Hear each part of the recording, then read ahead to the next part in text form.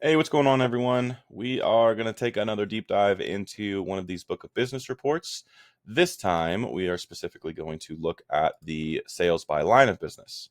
So I want to see, sorry, that's service. So book of business, sales by policy line, and it's going to show this up by default. Now, again, it's going to be the same filters that you're used to: premium policies, business type, all new business, and the time frames that you can customize as well.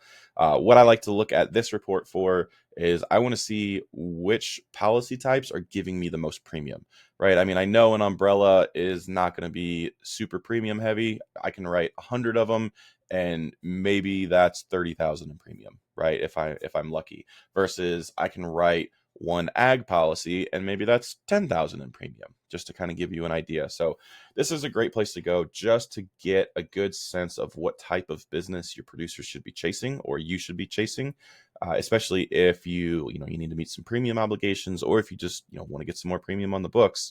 If you want to do some cross selling, this is a good place to kind of get an idea on what policies maybe to do some cross selling on. So again, it kind of infinite possibilities as far as how you can use this data, but all of the data is here, and it's very, very helpful and very useful. And now you know where to go to find it.